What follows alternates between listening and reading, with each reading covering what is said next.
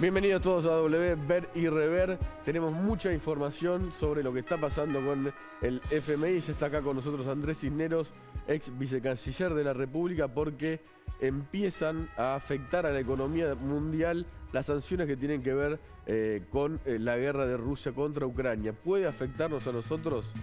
Por supuesto que sí, vamos a hablar con él, pero ahí está Andrés Cisneros. Durante 9 años fue vicecanciller, pero hablemos ya con Waldo Wolf, un halcón. Miren la cara que pone. Un halcón del PRO. ¿Cómo le va? ¿Cómo está usted? Bien, buenas noches. No sé, cuando a uno lo adjetivan, corre por cuenta quien lo adjetiva, ¿no? Yo creo que todos somos palomas y halcones. Ajá. En algún momento de nuestra vida, cuando tenemos que defender a nuestra familia, nuestra identidad, nuestra integridad, somos halcones. Y cuando podemos conversar con alguien, somos palomas, si querés ponerle un adjetivo. Así que, por lo pronto, soy un diputado de la Nación, un demócrata, un republicano, y defiendo mis convicciones siempre dentro de la institucionalidad, ¿no? ¿Qué está pasando con el acuerdo, con el fondo que tiene que votar el Congreso? Bueno, es una buena pregunta, ¿no? Vos decías recién en tu presentación este experimento que tiene que venir antes al Congreso. Después vamos a hablar de eso, sí. Que ir al borde del fondo. Pero bueno, este es un gobierno, y escuchaba al presidente anunciar ya su segundo mandato, todavía no empezó el primero, porque estamos... ¿Cómo no empezó? ¿Y por qué no empezó? Es un gobierno sin plan económico. Él dijo que no cree en los planes económicos. Tenemos un ministro de Economía que nunca ha trabajado en alguna medida que podamos escuchar respecto del funcionamiento de la economía argentina. Así que, más allá de la pandemia, y más allá del relato, y más allá de la épica que le pone el kirchnerismo, no ha habido otra cosa que Sarasa Guzmán y bueno, y un presidente que grita, está enojado, habla con el dedo, está sobrecoachado, se nota que está extraviado, un hombre... A mí me da... Lo vio en la sesión usted, ¿no? La semana pasada en la asamblea. Lo vi, me guiñó el ojo en un momento. ¿Me guiñó el ojo? Sí, viste que guiñaba el ojo en un momento. Yo me paré y le dije lo que pensaba. ¿Qué le dijo? Que era un mentiroso. Ah. Que va a ser recordado como el presidente más mentiroso de la democracia. Wow. Y que venía a retarnos a nosotros, pero el enemigo lo tenía adentro. De hecho, lo tiene adentro. Esto es un hecho inédito. Estamos discutiendo a ver qué votamos nosotros y el oficialismo vota partido, ¿no? Claro, la cámpora. Bueno, esto es todo uno. Nosotros también caemos como sociedad en una psicopatía que en lo personal y junto con otros, yo por lo menos estoy dispuesto a pelearla en la discusión. Ellos han venido como un frente. Vino Alberto Fernández en un hecho inédito, propuesto por la vicepresidente. En un tuit. Un sábado a la mañana. Y fueron uno solo, son uno solo. Entonces, hay veces que hay ciertos sectores de la política y de la opinión pública que caemos en esta psicopatía de tener que explicar lo inexplicable. Esto es un gobierno bifronte, con proyectos antagónicos. Tenés a Guzmán y a Grabois, tenés a Bernie y a Aníbal Fernández y a Frederick. Todismo, ¿no? Oposición y oficialismo. Ellos adentro. Claro. Bueno, pero así está el país. Es un país que no funciona porque nosotros como gobierno 2015-2019 teníamos un proyecto. En algunas cosas nos fue bien, en otras no fue mal. Pero a mí jamás, y a mis compañeros de bloque, jamás se nos hubiese ocurrido una premisa, si querés, de cómo uno siente la política. Jamás se me hubiese ocurrido alterarle la gobernabilidad al presidente. ¿Y eso cree que hizo Máximo Kirchner? No, eso hace el peronismo conducido por el kirchnerismo por antonomasia, por definición. Fíjate vos... Kirchner altera la gobernabilidad. No, ellos dirimen sus internas rompiendo la gobernabilidad. Fíjate que perdieron las PASO y le presentó la renuncia a medio gabinete. No le gustó lo que firmaron de entrada con el FMI y le presentó la renuncia a las autoridades de los bloques.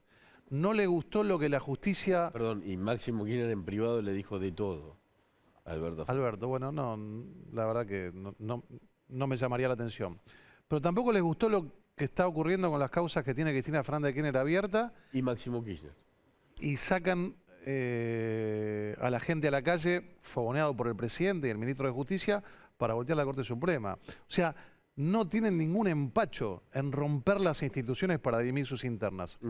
Y bueno, yo pertenezco a un espacio donde sentimos la política de otra manera, discutimos, tensamos, tenemos diferencias, pero jamás se me ocurriría romperle la convertibilidad a un presidente propio. Es casi autodestructivo y además va en contra de los valores que suele sostener el peronismo. ¿Te consta amor y que la igualdad.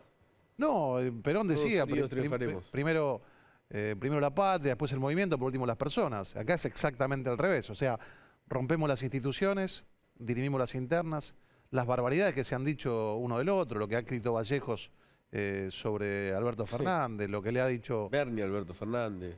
Bueno, pero por eso digo, nos pasa un tsunami detrás del otro. Le renunció medio gabinete Sí, porque no le gustó la performance que tuvieron las PASO. sí, y se quedaron. Bueno, pero esto le hace un daño enorme al país. La Argentina es la vida es una gran película. Y nosotros nos detenemos a ver fotos. Yo creo que la enorme foto que estamos hoy protagonizando con el acuerdo con el FMI es una foto importante. Pero la película es muy compleja porque, digo, la Cámpora, Sí. más allá de lo que vote, es la que maneja las cajas de la Argentina. Buena parte, y no solo cajas, sino además organismos clave, ¿no? Por ejemplo... El ANSES. No, sí, pero el ANSES es una caja, el PAMI es una caja.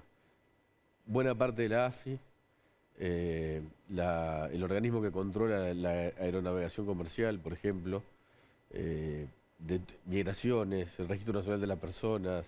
Bueno, pero por eso, entonces digo, estamos viendo la foto de lo que va a ocurrir con la votación ante el FMI, pero el mundo no es tonto. No es casualidad que en la Argentina no haya inversiones, ¿no? Ahí lo ves al presidente gritando y moviendo el dedo y diciéndole a Isi que dijo, pidió un minuto de silencio por Croacia, además de decir de que dejen de repartir falopa con las ambulancias propias. Digo, la Argentina está viviendo un cambalache como pocas veces, por lo menos a mí, en el ejercicio de mi vida cívica me tocó vivir, ¿no? Ahora, había una posición, no sé si ahora sigue existiendo, dentro del PRODE, o por lo menos se insinuó, se analizó puertas adentro, de no votar el acuerdo con el FMI, y eso lo acercaba a la Cámpora.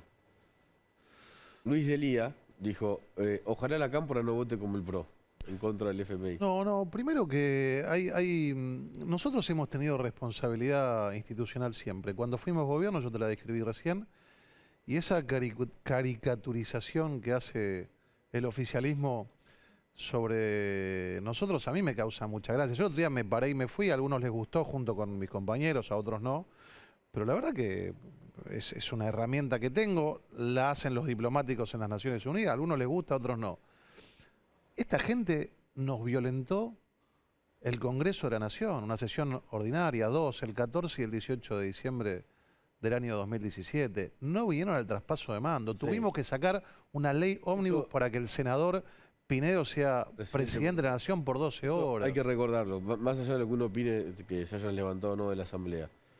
Cristina Kirchner no entregó los atributos de mando a Mauricio Macri. Se fue al sur. Bueno, pero... Se fue al sur, hay que recordar eso. Por eso te digo de que... Eso no habilita después otras acciones, tal vez que... no, eso... Mira, cuando uno toma decisiones políticas, hay una frase de Woody Allen que dice... A ver. No sé cuál es el secreto del éxito, pero el secreto del fracaso asegurado es tratar de contentar a todo el mundo. Si yo hubiese querido que me aplauda a todo el mundo, no estaría ni en este espacio, me hubiese ido a un espacio donde se arman escenarios y la gente tiene que aplaudir de abajo al que maneja la plata de los contribuyentes, o me hubiese dedicado a otra cosa. Yo creo que hago política, como muchos otros, con convicciones y tomo decisiones. Pero volviendo a lo que te estaba diciendo, la verdad que escuchar a cierto sector de este oficialismo acusarnos a nosotros, digo, nosotros le votamos las 9 emergencias. ¿Por qué? Porque consideramos de que cuando un gobierno ingresa hay que darle las herramientas como para que ejerza el Poder Ejecutivo. Estuvimos en el traspaso de mando. A mí no me causó gracia ir al traspaso de mando de Mauricio Macri y Alberto Fernández, pero es lo que corresponde, así fui criado, soy un diputado de la Nación, la película de la Nación Argentina es mucho más grande. Acto simbólico de la democracia absoluta, ¿no? Bueno, pero vos fijate frases de cuando te cuestionan la gobernabilidad. A mí me tocó estar de 2015 a 2019 como diputado. Pasa muy rápido el tiempo, uno se vuelve veterano enseguida. Yo siempre digo que cuando uno es diputado en el primer ejercicio es un novato y el primer día, si uno tiene la suerte de ser elegido nuevamente, solamente uno de cada 5 diputados es reelecto, al otro día ya sos veterano. Rossi tenía 2 premisas para conducir su bloque. Agustín Rossi. Sí, Agustín Rossi, un jefe de bloque interesante. Tenía 2 premisas. Primero, no daba quórum. Nunca te daban quórum. Y segundo, te votaba todo en contra. Eso era por default. Te lo hacían así.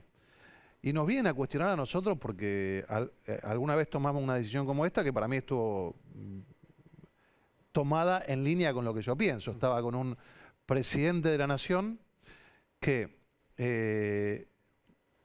decía que iba a accionar judicialmente por un préstamo que tomó nuestro gobierno, uno de los 21 préstamos que lleva tomado la Argentina a lo largo de su historia. Sí. 7 de cada 10 dólares que debe la Argentina los tomó un gobierno de este signo oficialista, 7 de cada 10 dólares. El 12% de la deuda total la tomamos nosotros.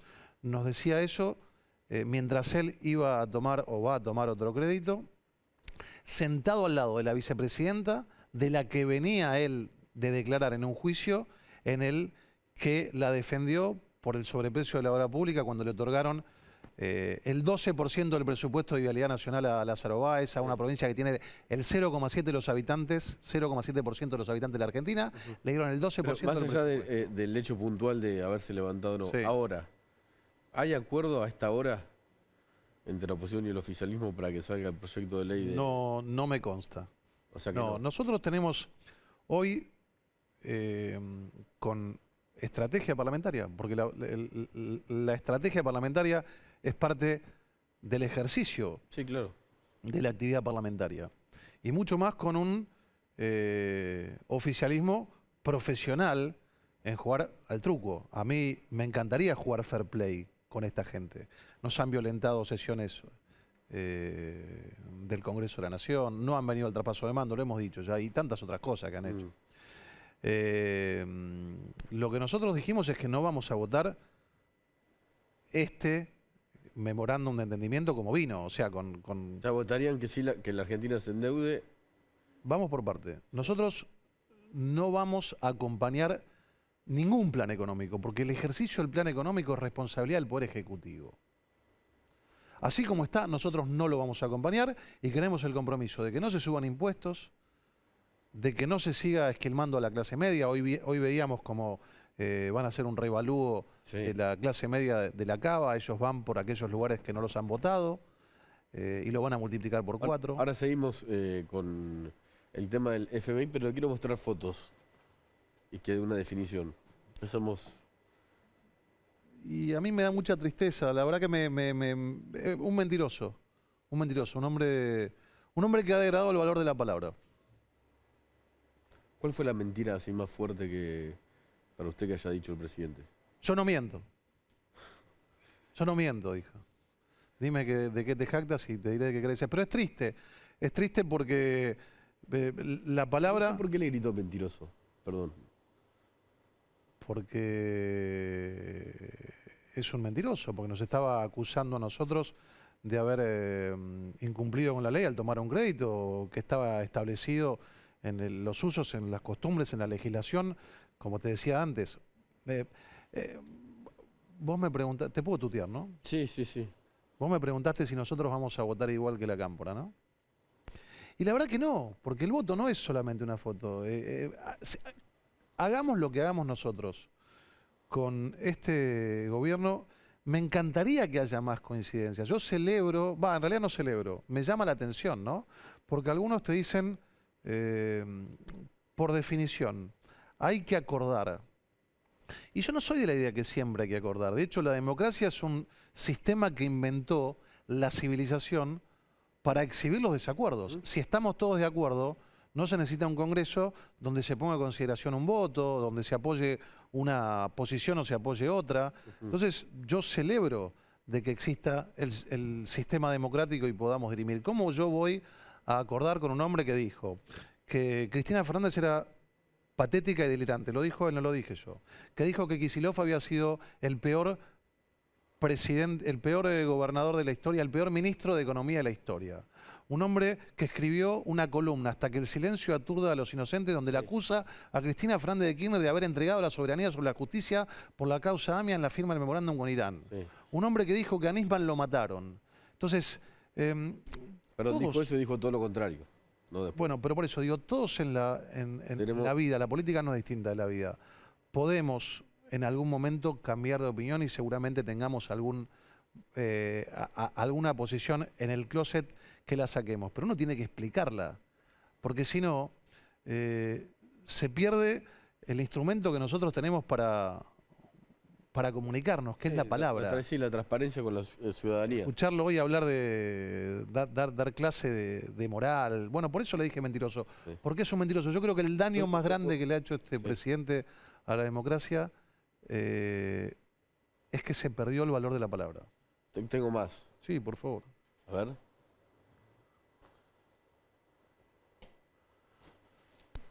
Nuestro expresidente.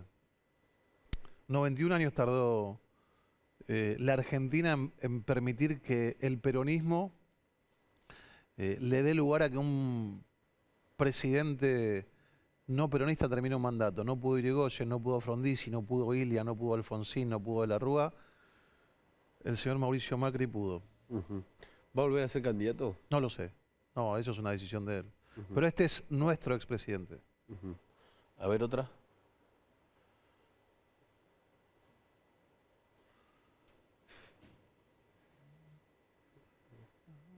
Qué difícil, ¿no? Una egoísta. Una egoísta. No esperaba esa primera definición. Sí, una egoísta. Una mujer que cooptó el peronismo, un peronismo con muchos miembros cobardes que han permitido que lo coopten y no se lo dicen en la cara. Mansur una vez dijo que ella no podía seguir y ahora está ahí sentado. Hasta el Chino Navarro alguna vez le dijo que no podía seguir. Bueno, con el Chino Navarro tienen mala... Mirá, lo primero, yo no creo que vaya a ser presidente del país, es el sueño que todo político tiene. Lo primero que haría es... Se está lanzando la... No, pero tiene que ver con esto.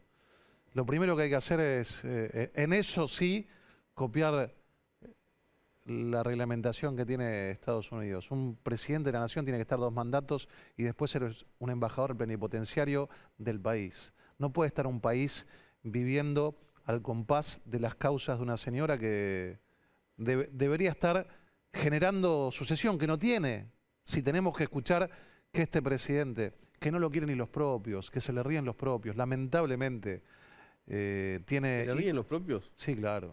Les da mucha vergüenza a los propios, sí, les da mucha vergüenza. Usted lo dice porque los ve en el recinto. ¿Por qué hablo con ellos? Yo no soy un hombre de códigos, no se cuentan las cosas que se hablan en privado, pero sí, y a ustedes también le consta. Es un hombre que, bueno, que ha dado una cantidad de anécdotas bizarras al ejercicio de la presidenta a la presidencia como nadie. Pensé que iba a ser más duro con Cristina. ¿Y a vos te parece poco decir egoísta? Cuando uno llega a ser presidente de la nación, ya está, digo, tenés garantizado el reconocimiento por el resto de tu vida, ¿no? Debe tener dinero para vivir tranquila. Uno tiene que pensar en que la Argentina despegue de esta foto sepia de la década del 70 que tenemos, esta característica que tiene de ser sommelier de patria, decir quién es la patria, quién no es la patria. Sommelier de patria. Sí, el kirchnerismo representa, lamentablemente, a mí me pasa habitualmente, que los kirchneristas te tratan de que nosotros, bueno, a todos nosotros, a mí, por muchas de mis características, mucho más. ¿No puedo contarlo de lo que Víctor quieras? Hugo? No sé. Sí. Sí. El periodista deportivo Víctor Hugo Morales dijo hace poco que Waldo Wolf no podía sentarse, fue así, ¿no?, en su banca de diputados con la bandera de Ucrania porque era judío. Pero no es la primera vez que Víctor Hugo se mete en mi religión. Perdón, dijo eso, porque Sí, era sí. judío. Sí, y también dijo que le mentía a Dios. Pero bueno, la verdad que a mí jamás se me ocurriría. El kirchnerismo suele hablar mucho de mi religión. Moró dijo que yo era agente del Mossad. Si soy agente del Mossad, hay 197 países. Es porque soy judío. Pues no dijo que espió para la Sureté o para Paraguay. A mí me causa gracia, ¿no? Porque, digo, ofende el que puede y no el que quiere. Eh, pero esto te habla de la concepción. Yo jamás me meto con la religión de otro político. Yo te puedo criticar al kirchnerismo. La verdad que no solo que no me meto con la religión de la señora, sino que ni siquiera sé cuál sé porque pertenece al ámbito privado. Meterse con la religión de alguien No, es tener una fuerte. concepción de que uno puede opinar del ámbito y Es de las antisemita. libertades. Sí, sí, Sí. al margen de eso. Pero digo, volviendo al tema, me preguntabas de ella y volvemos. El kirchnerismo tiene esta característica, decir quién es la patria y quién no es la patria. Y a mí, muchos de los que me están viendo no me conocen. Sí, ¿Querés seguir con las fotos? sí. Tengo una más. Pero tiene que ver con esto. Yo soy hijo de un hombre que escapó del Holocausto y me crié en la comunidad judía alemana, escuchando en primera persona que mis abuelos me contaron que después de estar 500 años en Alemania, venía un vecino y le decía, vos no sos la patria. Y cuando escucho a un hijo de puta que acá me dice, vos no sos la patria, me hace acordar al nazismo. La patria somos todos, Ujú, incluso ella. Es ciudadana argentina y tiene el mismo derecho que yo. ajá. Llega el jueves, hay sesión, sale el acuerdo. A esta hora no, espero que el kirchnerismo, con todas sus caras que hoy maneja al peronismo, se avenga a tomar la responsabilidad que le toca. Nosotros en el año 2018 tomamos un crédito y nos hicimos cargo. Y cumplimos con las leyes de aquel momento, como los 21 créditos anteriores, y la ciudadanía votó, y nosotros estuvimos en el traspaso de mando, y entendimos la película de la Argentina. Eh, Todo este pase de baile que estamos haciendo es porque lo único que le queda al kirchnerismo es el relato. Y tienen que armar una película de que no quieren.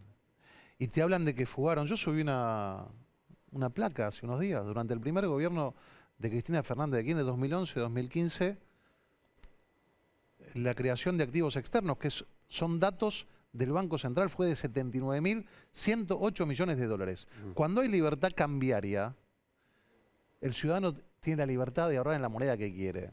Entonces, lamentablemente toda esta película, esta ley, para que tenga que pasar por el Congreso, la hicieron para perseguir judicialmente al gobierno de Mauricio Macri, que tomó uno de los 21 créditos que tomó la Argentina. Ahora, para salir de esa encerrona que hicieron, tienen que hacer esto y tienen que armar esta pantomima de que la mitad está a favor, la mitad en contra, que se pelean, que no se pelean, que Massa viene a ser el salvador de la patria. Y la verdad que yo tengo la responsabilidad cívica, como mis compañeros, de que lo peor que le puede pasar a la Argentina es el default. Pero también lo peor que le puede pasar a la Argentina es que no aprenda de este paso de comedia. baile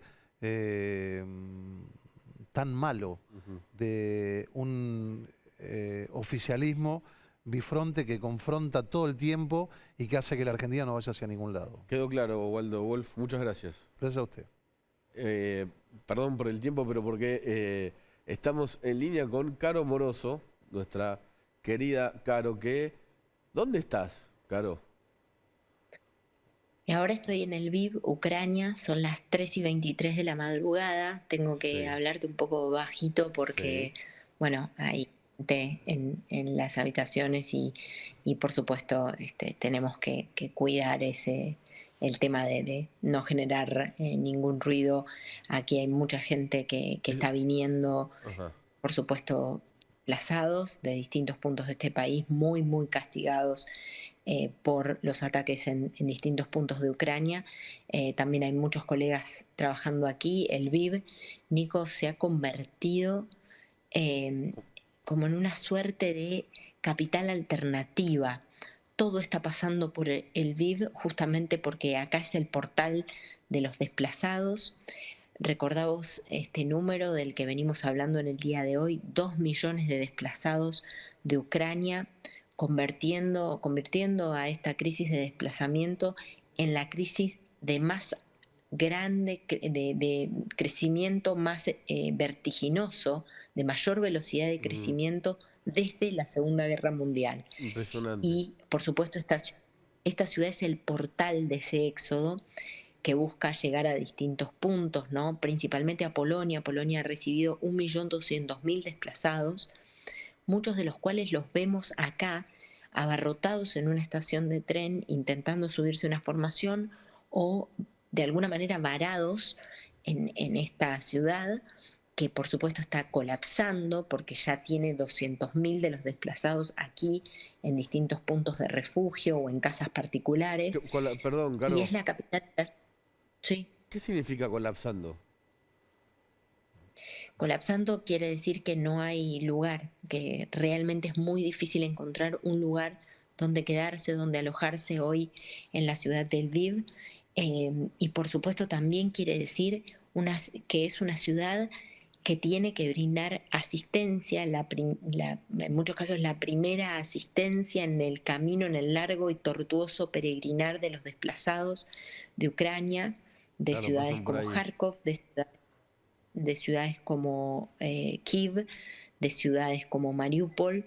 Esta ciudad los recibe y por supuesto tiene que acondicionar todo su funcionamiento para esto, ¿no? Y todo lo que antes funcionaba como algo, durante la guerra, si hay algo que descubrí es que todo puede convertirse en otra cosa. A ver, Una escuela puede convertirse, claro, una escuela puede convertirse en un centro de refugio o en un taller donde se hacen redes de camuflaje para los soldados, como lo hemos registrado aquí, o en un lugar donde se dictan clases con armas de aire comprimido para que puedan aprender a técnicas básicas de manejo de las armas.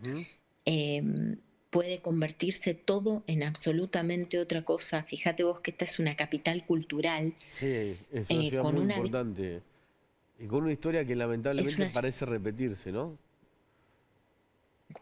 totalmente signada por historias repetidas. Y déjame contarte, por ejemplo, que vos ves un Sí, edificio imponente como el Estación Central y en sus alrededores ves lo que parece un gran centro de refugio, ¿no? Porque están las carpas dispuestas allí con ayuda humanitaria, con alimentos que se les dan a los miles y miles de desesperados que huyen, en su mayoría mujeres con niños o adultos mayores. sí. Hay fogatas alrededor de la estación central. Y el otro día intentábamos ingresar y por supuesto tenemos que pasar un retén de la policía porque todo el tiempo se chequean los documentos y por supuesto que podamos validar que somos periodistas y que estamos llevando adelante una labor periodística porque hay mucho miedo a las infiltraciones. Y un Hay policía, lo paranoia de comentaba recién espionaje. con Diego, sí, o de sabotajes.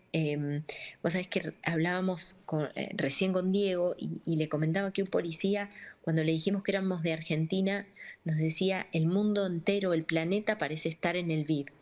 Y lo que ha pasado justamente con una capital concreta, digamos, que es la capital de este país, Kiev, absolutamente destruida por los ataques y asediada, es que muchas de las organizaciones internacionales, redes de la diplomacia y distintas operaciones de organizaciones importantes se han trasladado aquí al Lviv, Sí. Claro, además de los miles y miles de desplazados, ¿no?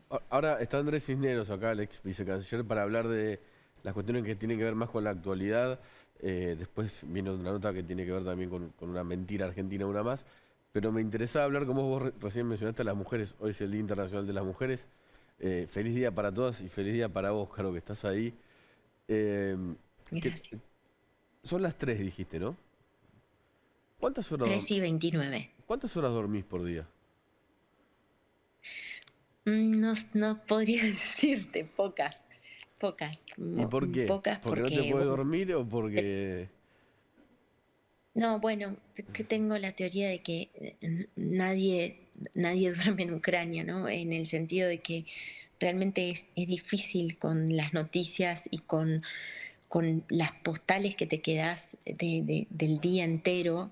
Entonces nosotros hoy recorrimos la ciudad y había gente dando su tiempo y dedicándose a proteger los monumentos de esta Sí, ciudad lo leí. y las imágenes, Es una ciudad con muchas las estatuas, ¿no? imágenes, Y las están cubriendo. sí, y las imágenes, sí, y las imágenes de las iglesias. Entramos a una iglesia donde habían retirado el Cristo del altar, donde también había voluntarios trabajando con máquinas, poniendo chapón sobre chapón para cubrir y proteger las largas, largas columnas de vitrales. Algunas cuestiones, por supuesto, invaluables, ¿no? Porque, primero porque son, tienen siglos y tienen un valor concreto, pero además porque hacen a la identidad. Sí. Hay mucho peso puesto en proteger los símbolos constitutivos de la identidad. Sí. Me parece que Eso, también tiene un sí. peso simbólico eso, ¿no? No, y también se están preparando para algo que ojalá no pase. Yo te conozco, pero te voy a hacer igual esta pregunta. ¿Tenés miedo, Caro? Sí, de rato sí, pero bueno, es normal en un contexto como este. Sería, sí, sería extraño no sentirlo, Por supuesto. pero bueno, eso te relativiza cuando te encontrás con gente que viene con el sello traumático de haber vivido el horror y tiene a sus criaturitas y los ves a los niños tratando de improvisar un juego en medio del frío gélido, gélido, y alrededor de una fogata y a veces sonriendo incluso ante alguna cámara como la nuestra que puede estar registrando. Cuando ves todo eso, se te relativiza un poco todo lo Claro. que vos sentís. Te parece que todo es bastante insignificante y anecdótico, ¿no? Es fácil comer, es fácil, no sé, acceder a una cuestión cotidiana. Vos me decías, ya no hay lugar para que siga yendo gente para ahí. Va a seguir yendo gente para ahí, ¿no? El periodismo está Sí. yendo para ahí. ¿Cómo es la vida diaria? Digo, más allá yo te quería preguntar, más allá de tu cobertura que es ejemplar, un poco, nada, las preguntas naturales. Bueno, mira, nosotros hemos ido a los supermercados en los últimos días y lo que ves aquí, hay un tema que tiene que ver con los faltantes de combustible. Es un Mm, tema absolutamente crítico porque eso, por supuesto, afecta a toda la red de abastecimiento. Todavía el BID, y por eso también creo que es la capital de la resistencia, tiene margen para atender redes comunitarias, para asistir a otros puntos del país y también para asistir a las fuerzas. Y por consiguiente también vemos que en las primeras horas de la mañana están abastecidas las góndolas de supermercados, pero pasan un par de horas nada más y empezás a ver góndolas y góndolas o sea que si, vacías. si querrías ir Eh, al supermercado, en 3 horas tenés que levantarte para ir. O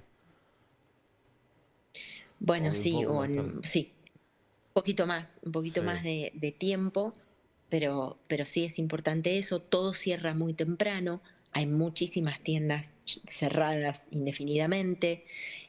Porque claramente la situación no se sabe cómo va a seguir y además hay mucha gente que se ha ido, que apenas Claro. pudo se fue, que está avisorando que además cruzar la frontera hoy es un peregrinar extenuante, muy extenso. Hay gente, yo Mucho he peor de lo que era conversado antes, ¿no? incluso, sí, Por la cantidad de y, personas. y empeora día a día. Mirá, nosotros días atrás volvimos a la frontera con Polonia y después volvimos a cruzar. Cuando estaba realizando ese cruce me topé con un grupo de chicas colombianas que eran estudiantes, ya estaban trabajando en Kiev, y una de ellas me contaba que había hecho 35 kilómetros a pie para llegar al paso fronterizo, no poder cruzar y volver a intentarlo en ese día en el que nos estábamos encontrando, caminando juntas, digamos, Mirá. estaban al lado nuestro, para intentar pasar. Y cuando intentaron pasar, me decía, yo voy a llamar a Colombia y le voy a decir a mi familia, pasé, estoy, ya está.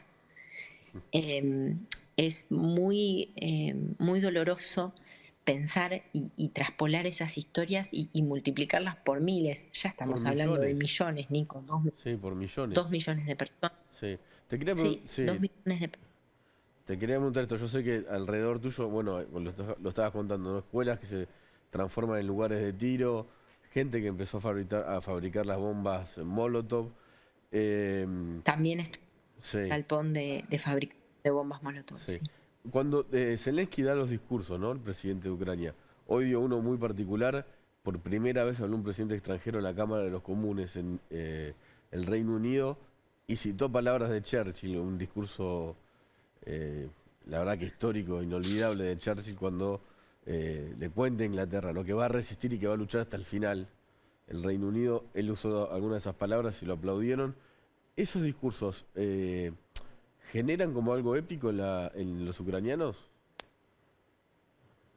Em, sí, pero déjame decirte que yo creo que quizás esa épica se está dando desde las bases, desde las comunidades, y de alguna manera Zelensky está, digamos, Tomando lo que dicen, sí. tomando eso, exactamente eso. Si te tengo que decir algo muy concreto que percibo aquí, es que el aire de épica y el espíritu de resistencia está en las comunidades, está en las redes más pequeñas, en esas unidades mínimas. Entonces, casi que es difícil pensar en un presidente que tenga otra posición que no sea esa, Ujú. porque eso parecen estar exigiendo, pidiendo y sintiendo los ucranianos en este momento. Ujú. A ellos, yo ayer lo decía y quizás, bueno, por supuesto desde afuera vas a estar hablando con Cisneros, seguramente podrá hacer un análisis de la Sí, geopolítica pero sumá vos mucho mejor, mucho más profundo de lo que pueda llegar a ser yo. Lo mío es una mera observación, pero déjame decirte, Nico, que lo que yo siento, como te decía, es que este espíritu de resistencia está en las unidades mínimas y que de alguna manera lo que se les juega a ellos, por eso vemos tanta gente joven, cuando fuimos a ver este galpón de bombas Molotov que estaba Mm, a 1 hora y algo de aquí de Lviv. Por supuesto es difícil medir las distancias porque quizás no es una distancia tan larga, pero hay tantos retenes que muchas veces se hace extenso el camino. Y lo que nos dimos cuenta en los testimonios es que lo que se les juega es el mundo al que quieren pertenecer. mm, Entonces te diría que es una lucha que va mucho más allá de los nombres propios, al menos es lo que percibo estando aquí, ujú. que la conversación sobre la política y los referentes, que por supuesto son protagonistas sin dudas de este conflicto y de la conversación sobre este conflicto desde el punto de vista de la geopolítica, pero te diría que hay algo que trasciende eso y que tiene que ver, en primer lugar, con la reivindicación de una identidad. Ellos quieren demostrarle al mundo que resisten y quieren demostrarle a Vladimir Putin que su teoría de que Ucrania en realidad no Es tiene la un Rusia. sentido propio de identidad es falsa, es incorrecta. Que ellos sienten un profundo apego y un profundo deseo y sentido de deber en la reivindicación de su identidad y que a ellos se les juega el futuro, a ellos se les juega el mundo del que quieren ser parte. Ujú. Caro, tenés que ir a dormir. Yo sé que tal vez te cueste un poco más. Seguiríamos hablando. Muchas gracias y además, obviamente, felicitaciones por la cobertura. Feliz Día de la Mujer, te queremos mucho. Ya vamos a estar cerca de este Bueno, horario pronto en TN, ¿no? por supuesto que sí, por supuesto que sí. Yo también, Nico. Te quiero. Yo también. Besos, Caro. Vamos, impresionante todo lo que está contando Caro. Amoroso, ¿no? El lado más humano, ¿no? De cubrir una guerra. Ya vamos a hablar ahora dentro de un rato con Andrés Cisneros, que fue vicecanciller, para tratar de entender cómo este juego geopolítico, que es una guerra, puede afectar al argentino o no, o al mundo entero, que finalmente la Argentina termina siendo afectada, valga la redundancia, pues se me cayó la lapicera y me trabé. Escuchá, ¿tenemos la imagen? Mira eso, mirá qué bonito. Es Suiza, es Groenlandia, es Finlandia, es en estado de bienestar. ¿Alguna vez esperaste un bondi en una terminal así? Mirá que parece... Estas sillas parecen de la Bauhaus, ¿no? el diseño alemán. ¿Digo dónde es? No. Después del corte, o sea, ya vas a ver dónde es y cómo está.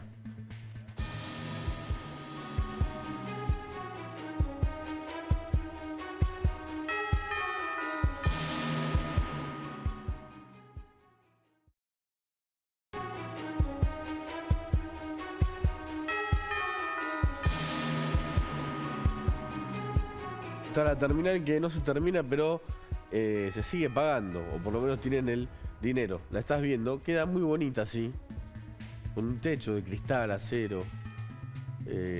Parece un diseño bastante extraordinario, pero en realidad no es así. Estamos hablando de la terminal de micros de Luján. Es la ciudad a la que llegan más turistas por año en la Argentina que Mar del Plata. Mirá lo que es en realidad la terminal que iba a ser esa tan bonita después de un anuncio del gobierno. Es un desastre, pero velo vos.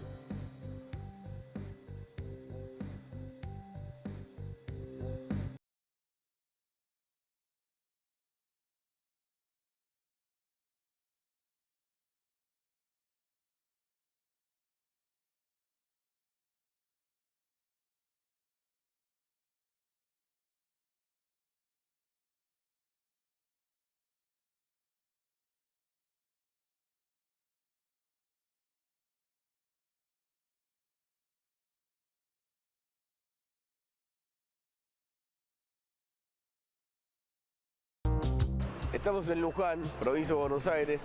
Es una de las ciudades más antiguas de la Argentina y una de las más visitadas por el turismo. Esta terminal, según anunció el gobierno, el 23 de abril del 2020 iba a ser un lujo.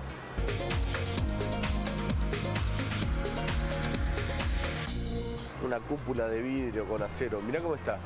No está ni siquiera empezada. Es la terminal que no terminan.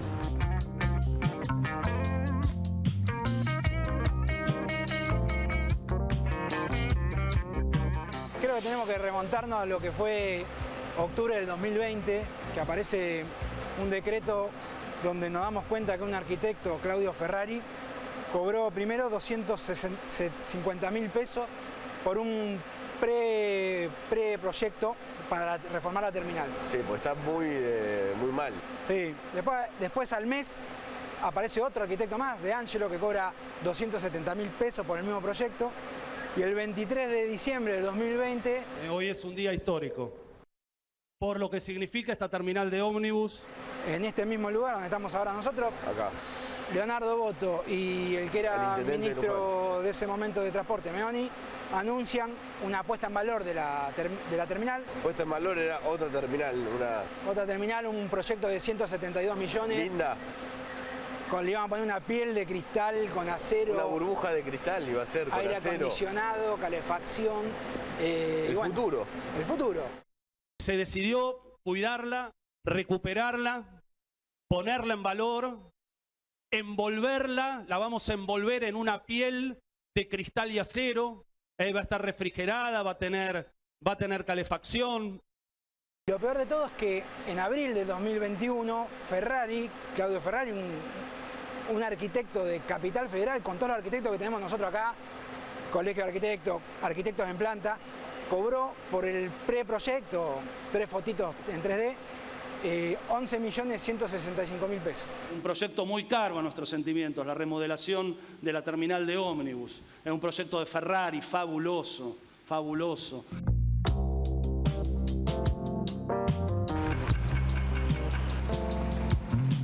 Pero mira, esta es la basílica. Son los centros de atracción turística, además religiosa, más importante de la Argentina. Todo está cerrado. Y esta terminal ya debería ser una zona que reciba a los visitantes de Luján en un ambiente cálido y con varios servicios. Y la realidad es que desde que comenzó la gestión, lo primero que hizo fue desalojar a los comercios, el intendente actual, desalojaron los locales. Yo entiendo que podría haber irregularidades con el tema de los canon que hay que pagar, pero hoy en esta terminal vienen los vecinos, vienen los turistas, no hay un kiosco donde atender, no hay donde cargar la sube, la gente tiene que estar buscando dónde asistir. Solamente los locales son los de ventas de pasajes y no hay otra cosa. No hay otra cosa. Y los taxis, nada más.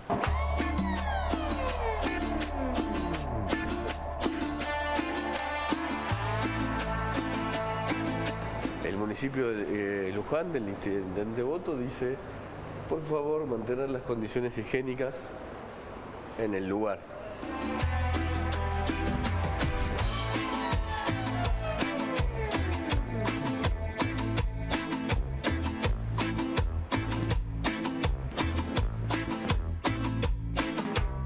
Pensá que Luján recibe más turistas que Mar del Plata.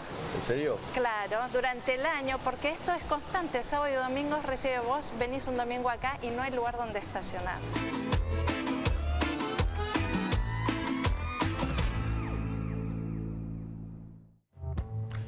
Un anuncio de una terminal que va a ser maravillosa, un pago a un arquitecto, 12 millones de pesos, otros pagos que son menores.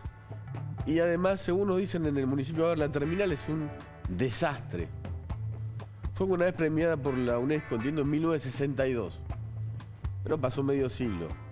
Ahí funciona una oficina pública de inspección general de no sé qué. Tocamos la puerta. La verdad que es fantasmagórico. A 2 cuadras está la Basílica de Luján. ¿Por qué Luján no puede tener una terminal de micros como la gente? O como básica. No se puede comprar nada, ni agua. Para comprar agua tenés que cruzar la calle, caminar entre los micros. Además, los propios choferes que no podían hablar por razones obvias, nos contaban que no pueden ni calentar agua en el lugar. Lo peor es que se hizo un anuncio y la plata se giró. Según la respuesta de la municipalidad, del intendente Boto, que es kirchnerista, la plata se giró, pero hubo una demora porque en el medio falleció lamentablemente el ex ministro de Transporte Mario Meoni, asumió Alexis Guerrera, pero la plata ya había sido girada a la municipalidad, pero nunca se licitó. Entonces quedó en un limbo. No sé si toda la plata o buena parte, todo el dinero que se había anunciado en el 2021 eran 172 millones de pesos. Es una ciudad que hoy fuimos a la tarde. Tenía mucho movimiento la terminal. Y es una terminal abandonada. Fantasma. Es increíble que se sigan haciendo anuncios que son chamullo. ¿Por qué Luján está así? No solo la terminal. Si la plata llegó, buena parte llegó. Estamos con Andrés Cisneros, con quien vamos a hablar de... por supuesto de Ucrania, pero quería decir algo de la terminal. Usted. Sí. En un momento en que el mundo está tironeando las partes más importantes de la relación internacional, Argentina se maneja en 2 elementos básicos estratégicos del mundo: los alimentos y la energía. En el mundo, quien tenga alimentos y energía es escuchado, porque son vitales.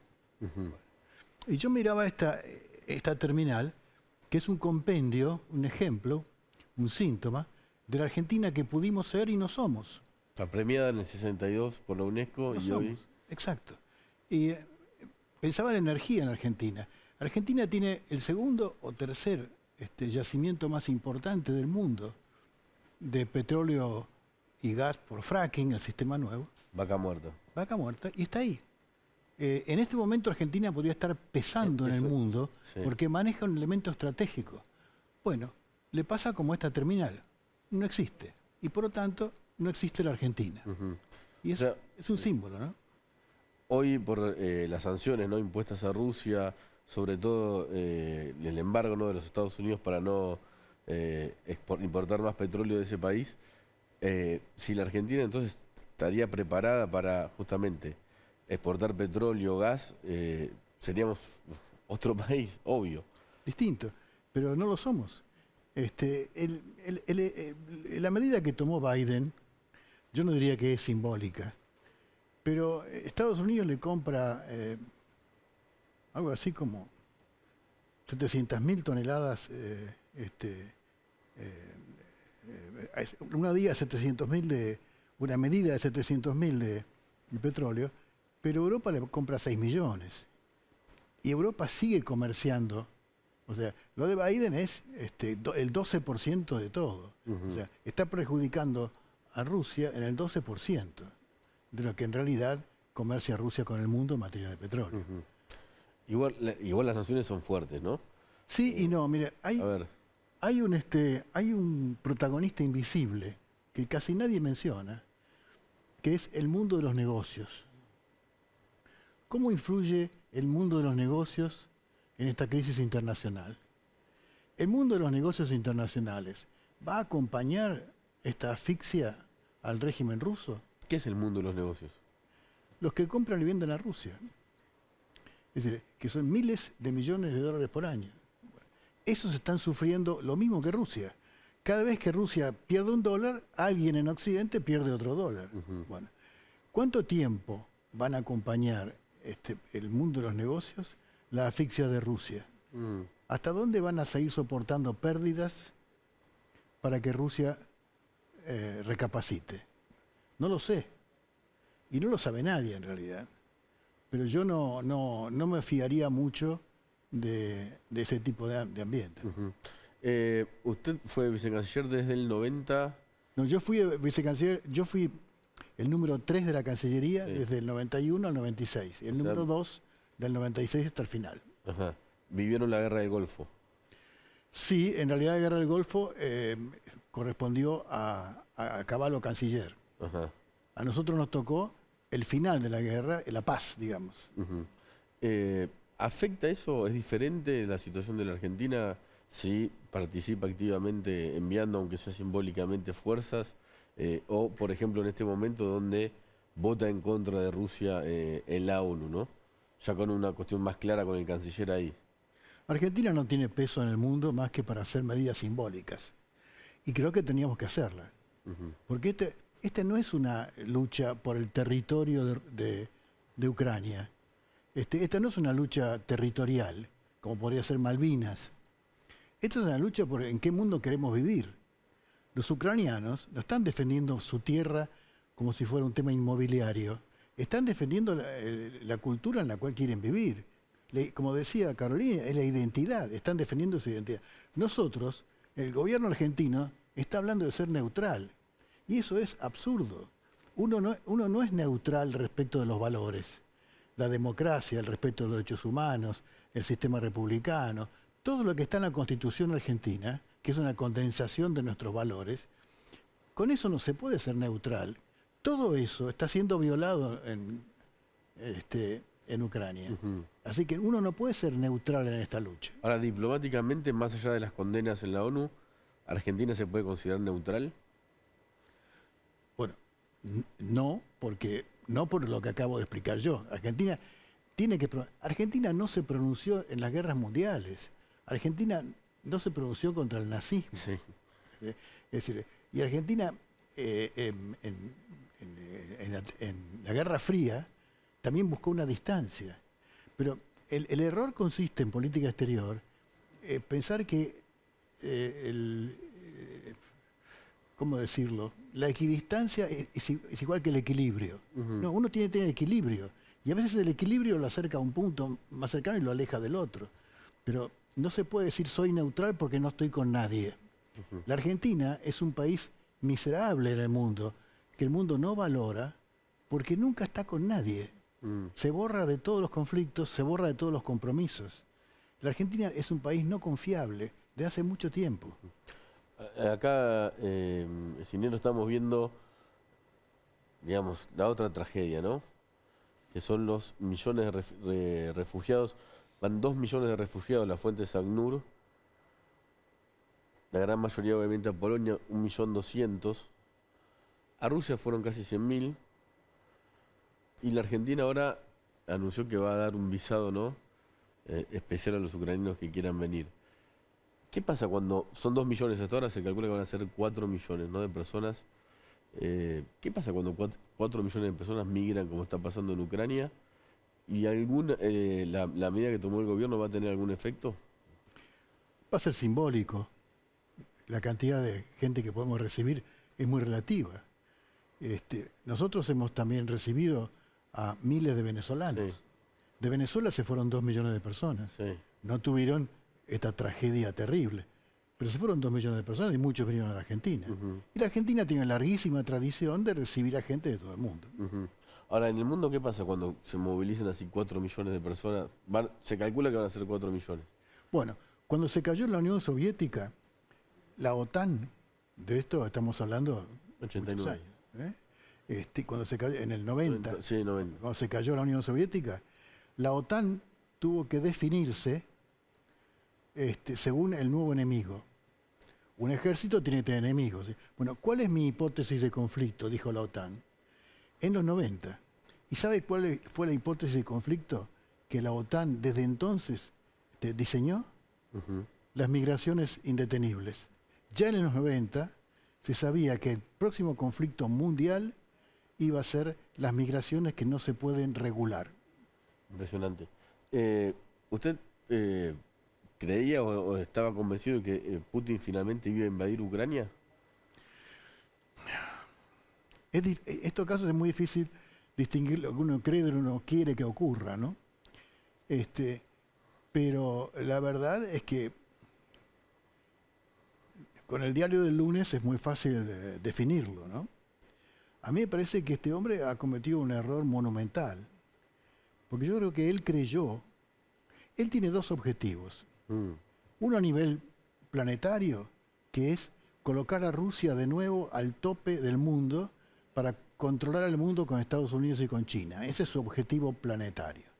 Y el método que está utilizando ahora, que es militar, le permite a él apoderarse de un territorio sabiendo que Occidente no va a mandar soldados. ¿Y por qué no va a mandar soldados? Porque Occidente no quiere que sus hijos se mueran más en la guerra. En Estados Unidos, la opinión pública está harta de ver jóvenes norteamericanos que van a morir a países distantes que la opinión pública no sabe ni dónde quedan.